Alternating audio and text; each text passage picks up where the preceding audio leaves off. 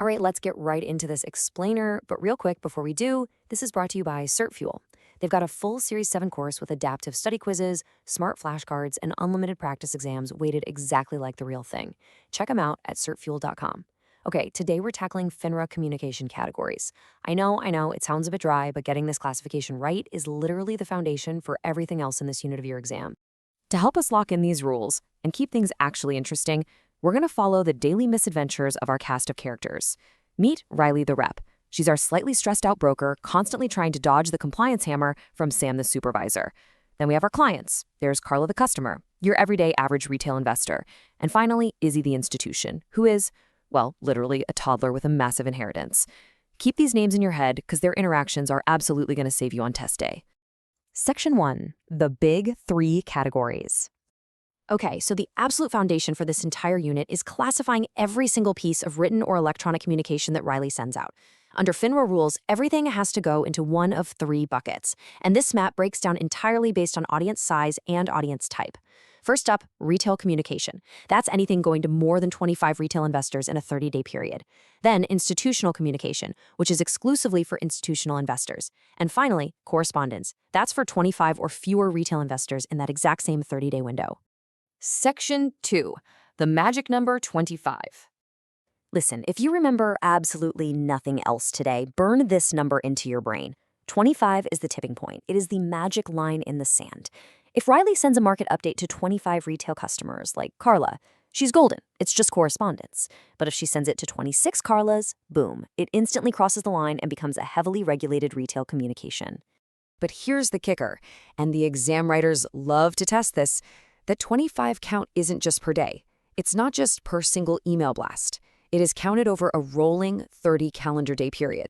Massive exam trap here, folks. Watch out for this one. The test will try to bait you.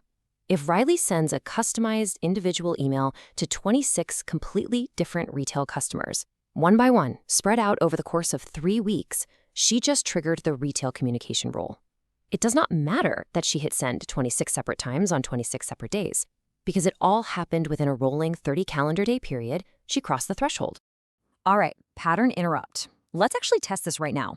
I want you to pause the explainer. Seriously, pause it and lock in your answer. If Riley emails her firm's entire client list with a generic market update, what category does that email blast fall into? Okay, if you guessed retail communication, you nailed it. And Sam the supervisor is probably having a heart attack right now because that needs principal pre-approval. An email blast to a firm's entire client list is almost always going to blow right past that 25 retail investor threshold. Section 3. Who counts as institutional? Now, what if Riley isn't talking to the general public?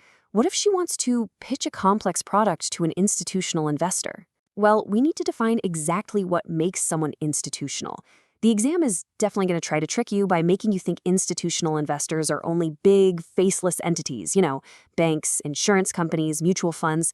But let me reintroduce you to Izzy. Izzy is a literal toddler wearing a diaper, but she just inherited a mountain of cash. Compared to Carla, the average customer, Izzy operates under totally different rules. Why? Well, because of this number right here. Under FINRA rules, any person, whether that's a massive corporate entity or just a natural human being, with total assets of at least $50 million, legally qualifies as an institutional investor. This is a massive, massive exam trap. The test will describe a wealthy individual, like a natural person, and ask how their communications are classified. If Riley sends a highly technical email exclusively to baby Izzy, it is classified as an institutional communication, not retail.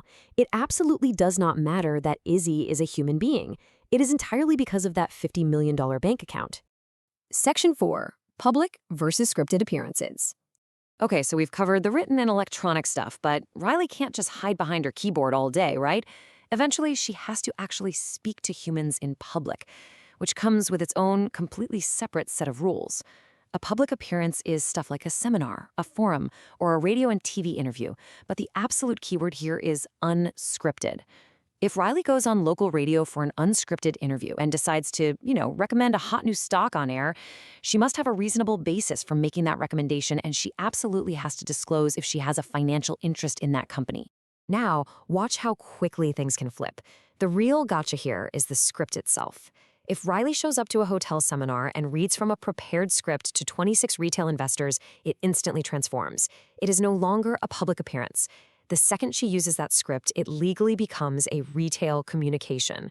And what does that mean? Yep, Sam the supervisor has to pre-approve it. That physical piece of paper changes everything. Section 5. The Compliance Decision Tree. So how do we keep all this straight when the pressure is on? When you're staring down a super complicated scenario question on test day, I want you to visualize this exact flow. Just walk the decision tree. Step 1. Is it written or electronic? If no, like an unscripted speech, it's a public appearance. If yes, move to step 2. Is it only for the $50 million Izzies of the world, banks, and mutual funds? If yes, it's institutional. If no, move to step 3. Does it involve more than 25 retail customers in 30 days? If yes, retail. If 25 or fewer, correspondence. It's really as simple as that. Oh, and remember one final caveat that tricks a ton of test takers. What about internal firm emails? Say Riley is just messaging Sam, the supervisor, internally to complain about the terrible break room coffee. That is an internal communication. It is not correspondence. Internal communications are completely excluded from all 3 of these categories. Section 6. Rapid-fire exam recap. We've covered a lot of ground today, so let's lock this into your brain with a high-speed review of the top testable points from this unit. Read these out loud with me if you have to. Number 1, 25 is the magic threshold between correspondence and retail. Number 2, that threshold uses a rolling 30 calendar day period, not a per mailing basis. Number 3, Baby Izzy with $50 million in total assets is legally an institutional investor. And number 4, unscripted speaking is a public appearance, but bringing a script for a crowd of more than 25 retail investors turns it right back into a retail communication. So I leave you with this final thought. When the exam inevitably tries to bait you with a 26-person email blast sent slowly over 3 weeks, are you going to fall for the trap? Or are you going to spot the retail communication, picture Sam the supervisor's face, and absolutely crush this test? I know you're going to crush it. If you need to, jump back and run that compliance decision tree one more time. You've totally got this.